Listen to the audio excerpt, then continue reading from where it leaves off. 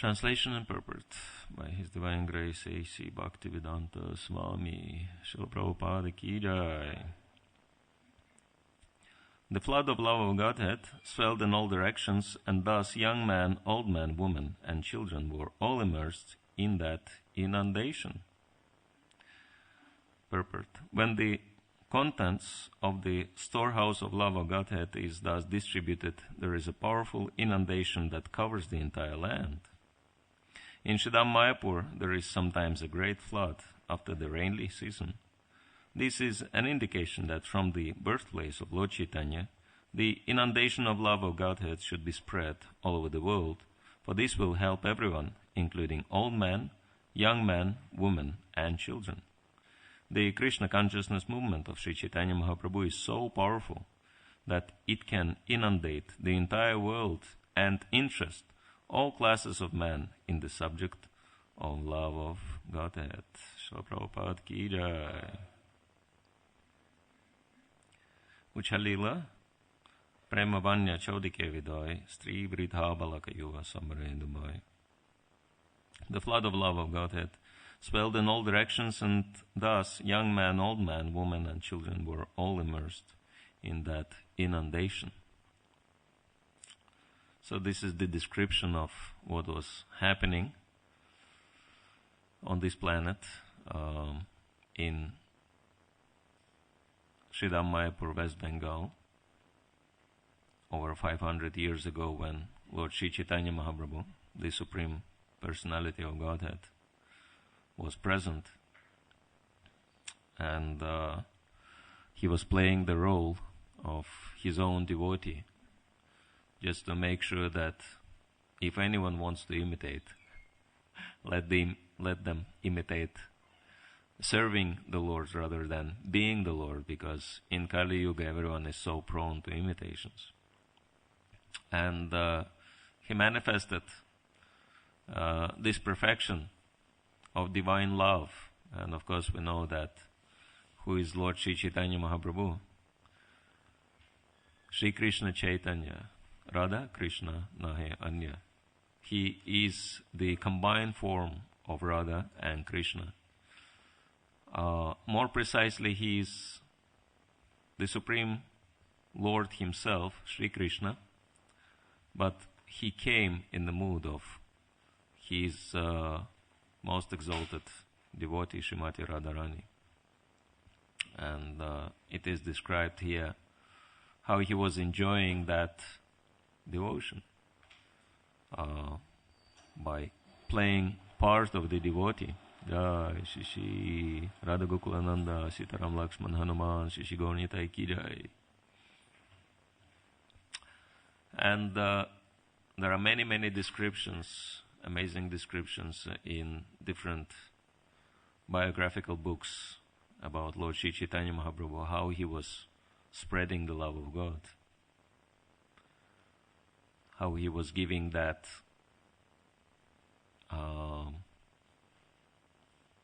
what is called Panchama Purushartha, how he was giving everyone the opportunity to achieve the topmost goal in human life, beyond and above all the four basic goals, which are Dharma, Artha, Kama, and Moksha. So beyond even liberation, there is achievement of pure love of Godhead, and Lord Chaitanya Mahaprabhu was freely distributing that, and therefore he is known as the most magnanimous of all the incarnations of the Supreme Lord, of all the manifestations of the Supreme Lord. Srila Rupa Goswami addressed him with a very well-known verse, Namo Maha Vadanyaya, Krishna Prema Pradayate, Krishnaya Krishna Chaitanya, Namne Gaurat Vishen Maha. I worship the most magnanimous personality, who is Lord Krishna himself. and who is distributing pure divine love to everyone. So that is Sri Krishna Chaitanya Mahaprabhu.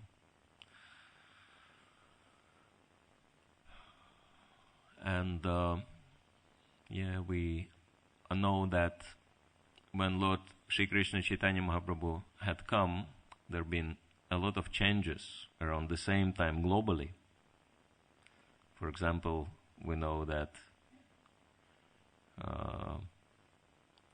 Columbus discovered America, and two people on the planet independently, one in Europe and one in Russia, invented printing press.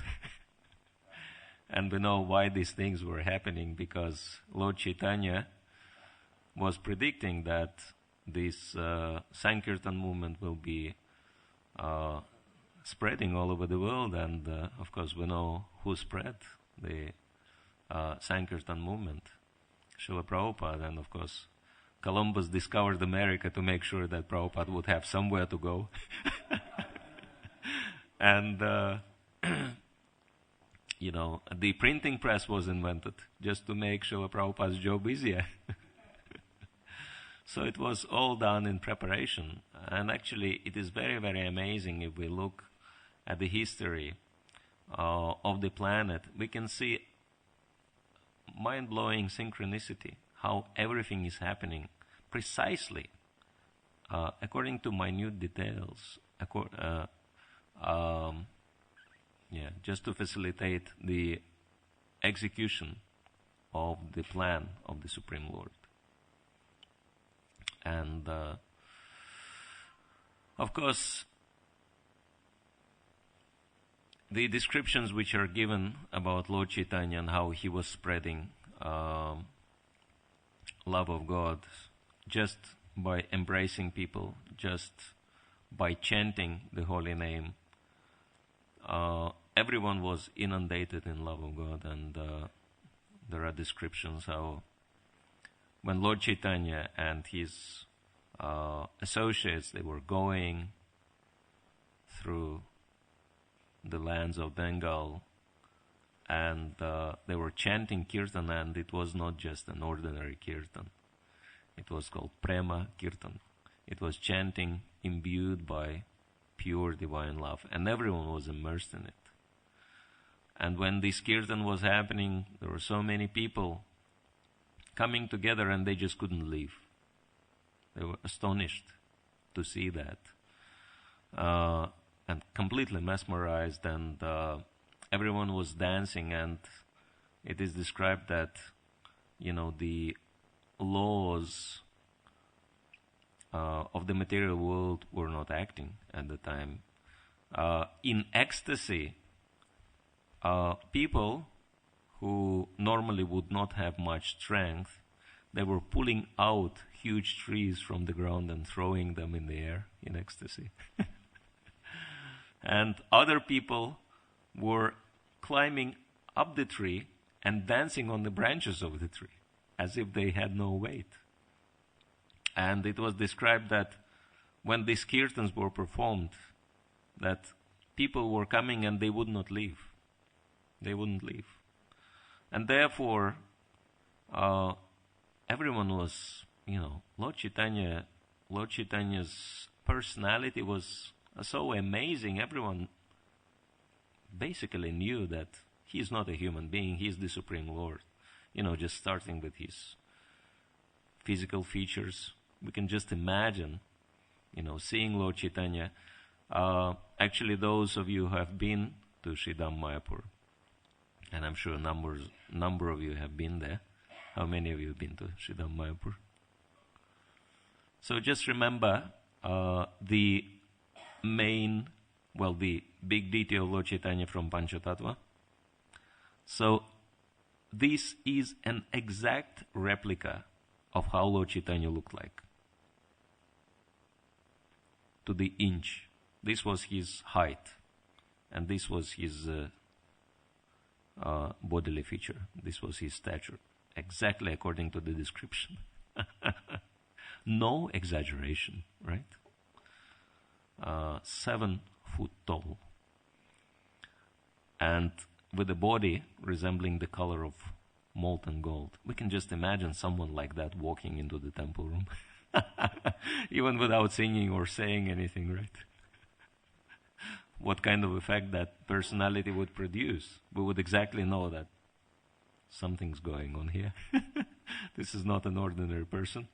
So what to speak of hearing Lord Chaitanya speak, or hearing him sing, or seeing him dance? We can just imagine what was happening with people. And therefore it is described that when Lord Chaitanya was going somewhere, huge crowds, they were following him everywhere. And wherever Lord Chaitanya was stepping, I remember Japataka Maharaj described that people were so eager to grab, the dust from his lotus feet, and they would jump on that place where his foot stepped, and they would grab dust from this place and put on their head. And there were so many people eager to do that, they were actually creating huge holes in the ground. Just taking that, dust and putting that on their heads. And so that's why some of the associates of Lord Chaitanya, they advised him, you better go incognito. Otherwise, we can just imagine if Lord Chaitanya would walk into Vrindavan like that, with such a huge crowd following him. So this was really amazing. And therefore it is described that when Lord Chaitanya was walking with his Harinam party, and there were so many people, and dust was raised by all these dancing like madmen people, and when this dust was carried away by the wind, and when it was landing on the heads of some innocent villagers who didn't suspect anything, we can just imagine some ordinary man working in a field, rice field, and then this, dust landed on his head, and it is described that immediately this man would become mad from love of God, and he would just, run around shouting, Krishna, Krishna, rolling on the ground. And it is described that even those people who would see that man, even they would get pure love of God. And Srila Prabhupada says this is called parampara in one of the purports. So, this is what's been described here briefly, that the entire land was inundated with love of God, beginning from Sridham Mayapur. And Srila Prabhupada is mentioning that the regular floods which are happening in this area are indicative of the flood of love of God, which would start from that place and which would spread all over the world. And we know that Srila Prabhupada made this flood spread in all directions. And it is actually very amazing to see so many changes in human society. Quite rapid and quite astonishing changes due to Srila Prabhupada's influence. For example,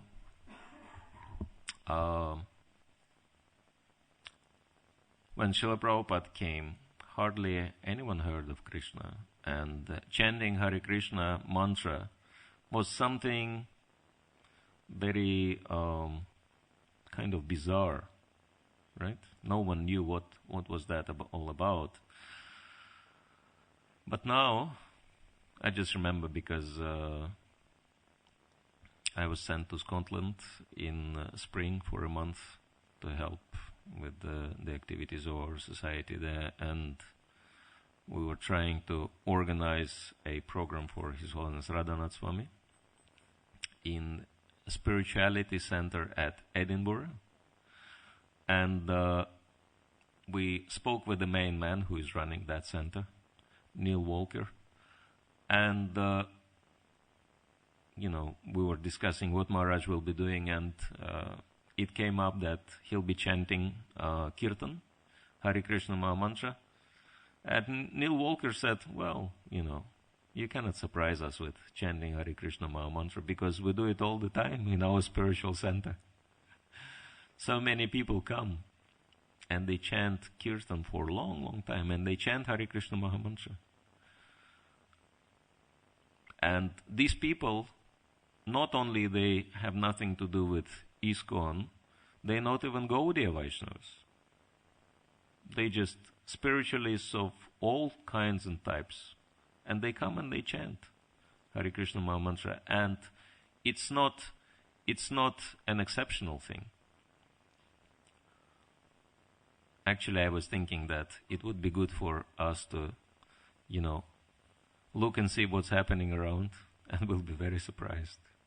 How Krishna consciousness is spreading, even without our knowledge.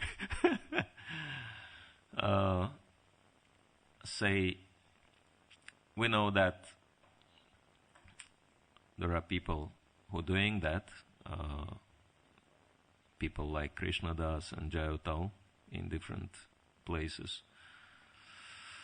who do not belong to Gaudiya Vaishnava line, but somehow the most popular mantra they introduce is Hare Krishna Maha Mantra. And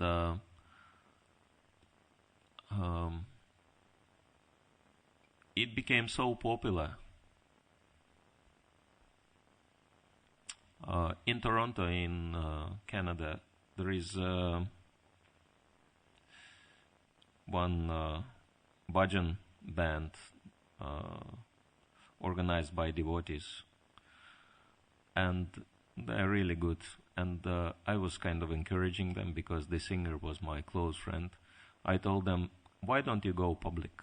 Why don't you perform your kirtans not only at the temple, but why don't you take it out to the mainstream, to the yoga community, etc. And they took it seriously, and they actually did it. And a couple of years back, I was talking to one of the devotees who is helping to organize that group, telling him, we should promote it widely, because it's a wonderful opportunity for people to hear the chanting from the devotees and associate with the devotees. And while we were talking about that subject, his phone kept making noises that he was receiving, SMS messages. And when I was telling him that, we should try and popularize this group, and he kept looking at his phone and he said, what are these messages? These are invitations I'm receiving to different kirtans around. And it was Friday. And that these messages kept coming non-stop, like a couple of messages a minute or something. And he said, practically all these messages are invitations for kirtans, which are just happening in Toronto. So, unfortunately, he said, by the time we started, we were already late. That the scene's already taken by so many kirtaniyas. It's just all these kirtan groups, they just jamming and they all singing Hare Krishna Maha Mantra, and they have nothing to do with neither ISKCON or Gaudiya Vaishnavas.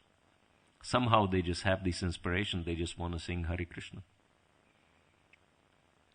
And I went, and I'm sure if we look around, similar thing is happening in this country, in UK, and of course America is massive.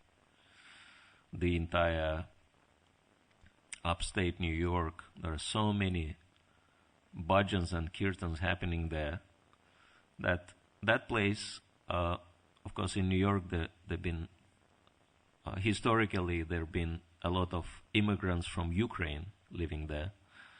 And upstate New York used to be called Borscht Belt, if any of you are familiar with that Ukrainian preparation called borscht. So, because there were so many Ukrainians living there, they called this area Borscht Belt. But now they renamed it into Bhajan Belt, because there is so much chanting of Hare Krishna Maha Mantra happening there. And people, they want to know more. They want to know about Krishna. And for this reason, um,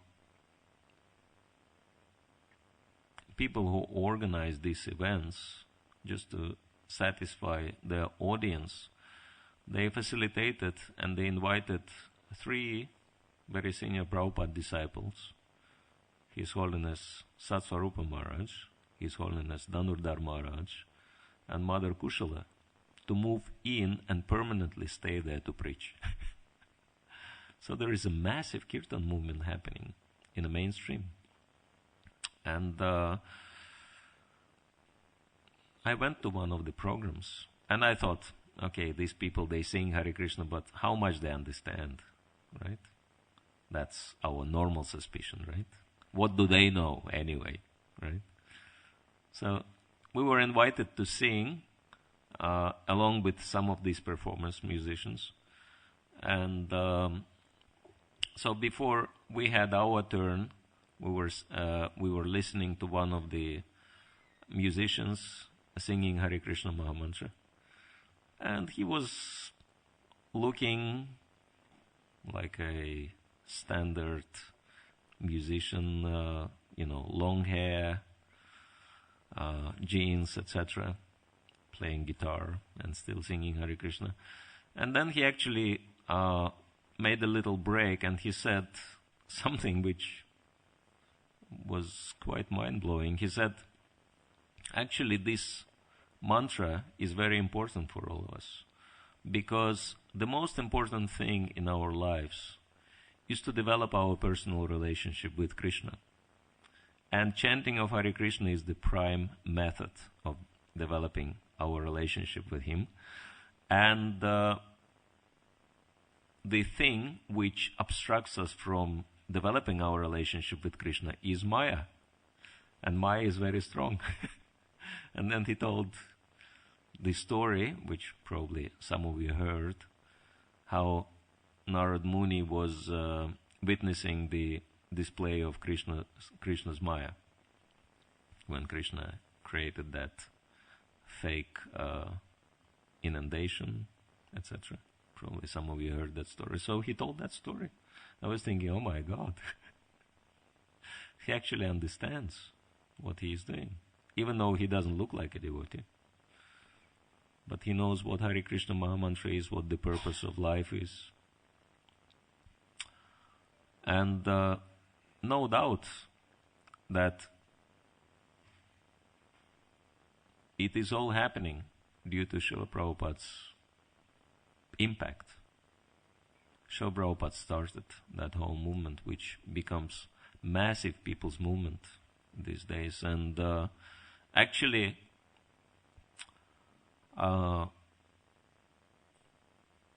even though he worked so hard, but the fruits he created now by his efforts, they allow us to take Krishna consciousness now to any level in human society, and actually fulfill his vision to re-spiritualize the entire human society. Now it is more easier than any other time. We have all the facilities, all opportunities, because Krishna consciousness is spreading, whether we know it or not. And it is spreading on a massive scale.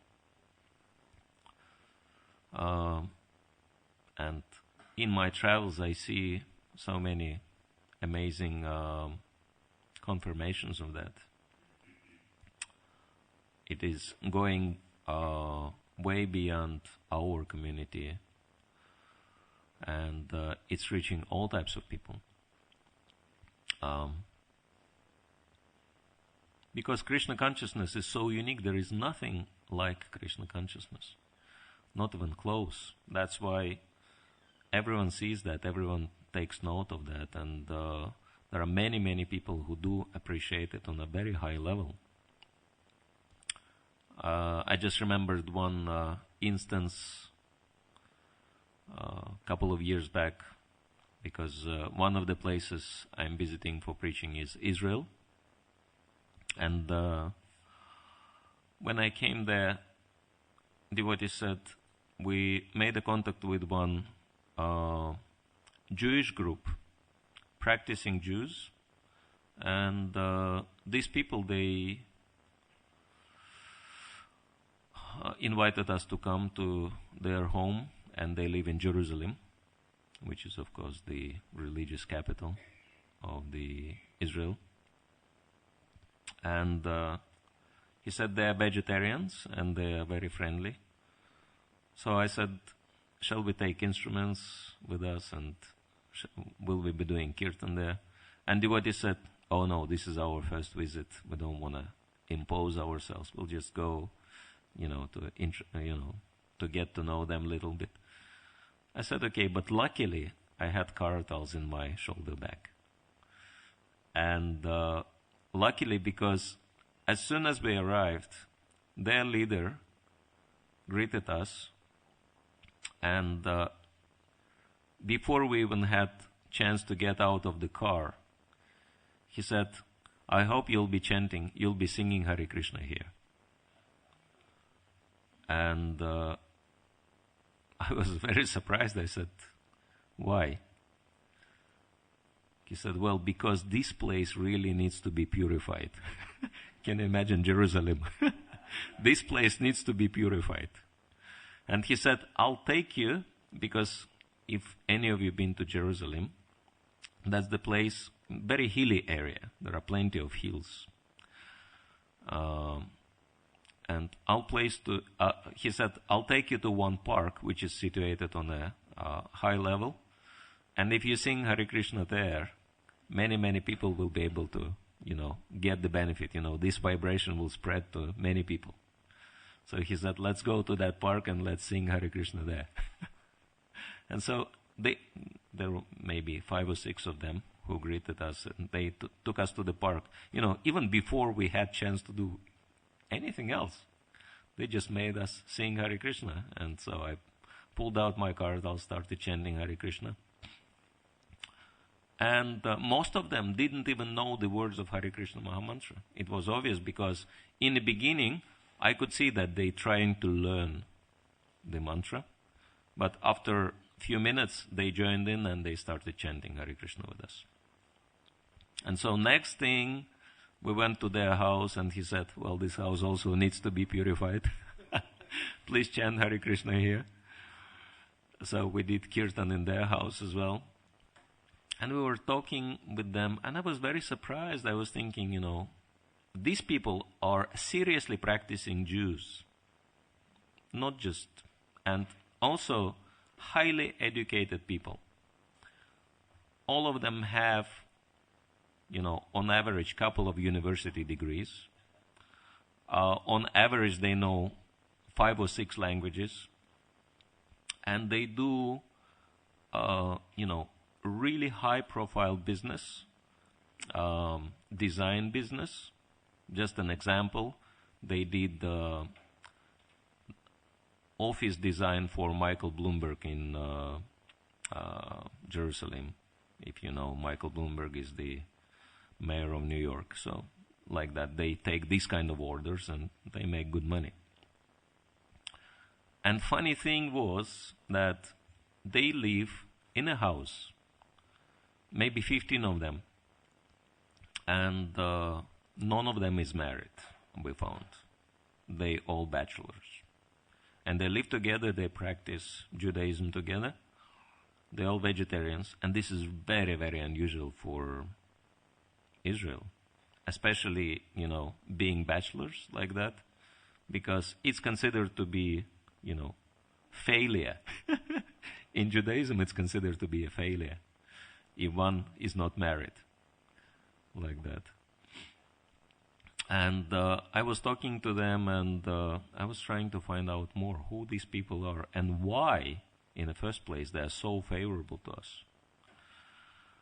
And, well, one of the purposes, one of the official, reasons we went there was to discuss the Spiritual United Nations project, which is, part of this project is to bring together different friendly spiritual communities, broad-minded spiritual communities, and then provide government agencies with spiritual technology, spiritual solutions to material problems, as Prabhupada said. So initially, this is why we went. We wanted to discuss potential partnership with them in that project, because this is very high-profile project connected to United Nations and everything. It's quite impressive for people. And I was talking about the project, and that man, their leader, he said, I'm actually more than working in partnership for other things. We want to directly support you and make sure that you develop as fast as possible. He said, we're working hard, we're making money, we have no families, so no extra expenses. You know why we're making money? Just to support you. We're making money to invest in you. We want you to have big temple in Tel Aviv, and we want you to have, this was special, we want you to have regular Ratha Yatras in Jerusalem. Jai Shri Shri Sitaram Lakshman Hanuman, Shri Shri Radha Gokulananda, Shri Shri Gaurnitai Ki Jai. And I just couldn't believe it. I thought, why are they so favorable? And like that time, they gave very generous donation, and every time devotees go there, they are very generous people. And they're also visiting us. So I found out that their leader is a university professor, doctor of religious studies in Judaism. So he knows Judaism better than anyone can even imagine, right? So he studied that tradition forward and backward. He knows everything. Plus, for himself, he studied every other religious tradition existing on the planet. The room we spoke was the library room, full of books. The room may be half size of the temple room, and filled with books up to the ceiling, in all languages, because they want to read everything. They want to read the original script. So, just for their own development, as a hobby, they study Sanskrit at the moment. Anyway, I was asking him, why do you support us so much? Why you are interested in Hare Krishnas per se, being Jews in the first place? And he looked at me and he said, I'll tell you honestly that Hare Krishnas are the last chance for this country. So without Hare Krishnas, Israel will be finished. This is the only tradition we ever found in all our lives and studies of religions and spiritual tradition, which brings such a strong message of peace and love. So we can see, this is just, as we say, by tasting the drop of water, we can understand what kind of water is there. So there are our time for class is limited. Otherwise, I could keep telling you many mind-blowing stories like that from around the world, what's happening. And because people are impressed. People are impressed with Krishna, and people are impressed with Krishna consciousness. Would you like to hear another one? Anyway, that couple of years back, because I was put on a sannyas waiting list, and one of the assignment for candidates is to go to some places which require help and spend some time there. So I was sent to Philippines, and I spent 1 month in Philippines. And, for me, it was a kind of,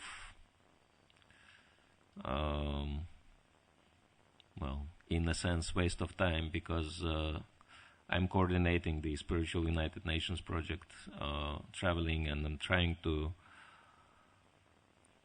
get it developed in the first world countries, and Philippines is not the first world country. Even though it's a nice country, it's like Paradise Island, you can say, and people are very humble.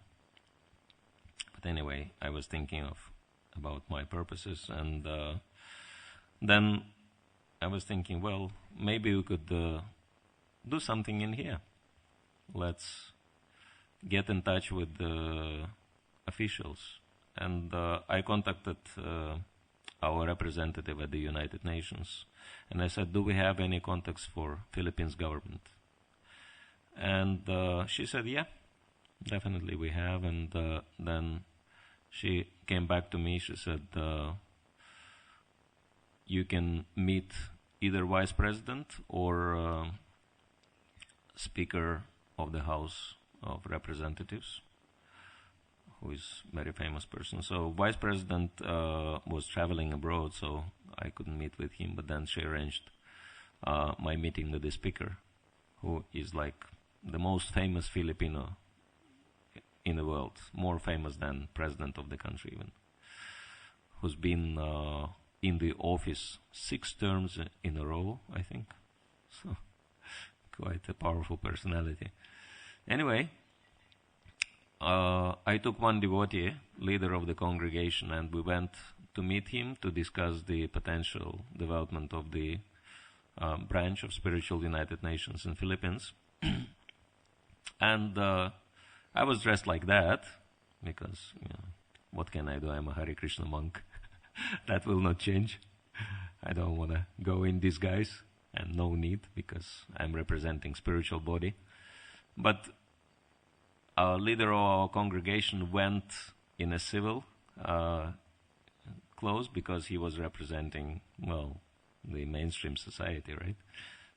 If 2 Hare Krishnas would come, that would, if 2 people dressed as Hare Krishnas would come, that would be very suspicious for him.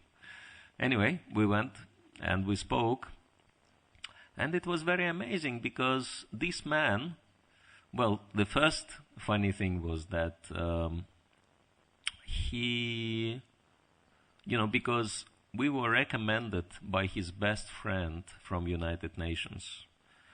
Normally it's really hard to see him, but even in his office. But he said, because my best friend recommended you, I'm inviting you to my home, and I will cook lunch for you.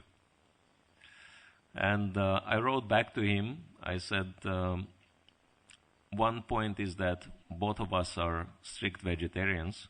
I hope that will not inconvenience you, because vegetarianism is not very popular in Philippines at all. And he wrote back, he said, no problem, I'll cook very nice vegetarian lunch. So when we came, he said, I have very nice lunch for you. I cooked a very nice fish. And we had to disappoint him. We had to tell him, that fish is not vegetarian. He was very surprised. He said, this is the first time in my life I hear about it. What is vegetarian? Then we had to explain to him, what does it mean, vegetarian food?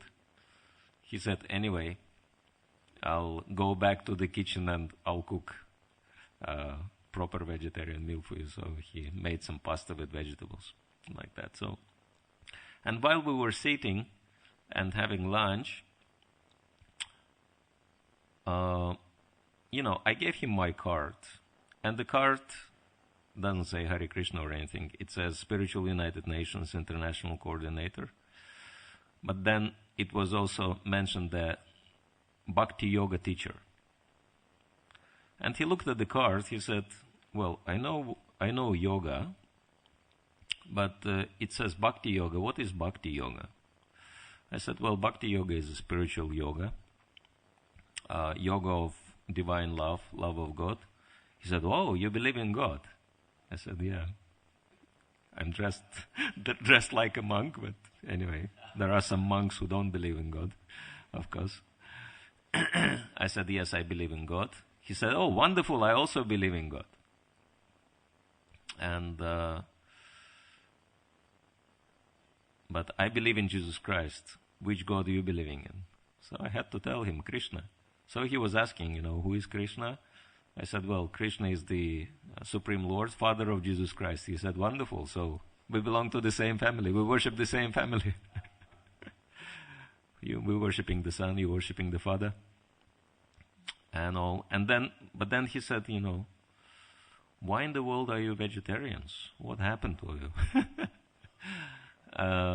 Is it health reasons or other reasons? I said, no, this is spiritual reasons. Because we believe that if God gives life, only God can take life away.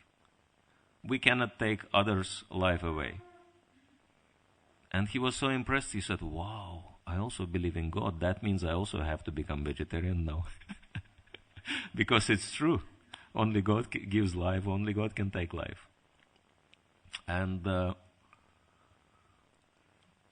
then it was so funny because I was trying to divert the conversation towards the project and practical things. But he was so interested in Krishna consciousness. For more than an hour, he kept asking so many different questions about our philosophy, practices, and everything. And then at the end, I had a gift for him, Nrsimha Pavitra from Mayapur. I told him this is like very sacred item from very prominent temple in the holy place in India. And it serves as a protection from inside and outside. And so I put this Nrsimha Pavitra on him. I asked him, do you mind wearing it for your protection, for your benefit? He said, yeah, it would be very nice. So I put this Pavitra on him. And we kept talking, and he kept looking at this Pavitra, and it was so obvious that he really likes it. And then at the end he said, so how often can I wear this? And it was obvious that he wanted to wear it all the time. I said, you can wear it as much as you want, just don't take it to impure places like bathroom, etc. He said, sure, yeah, I understand this is a sacred item. Like that. And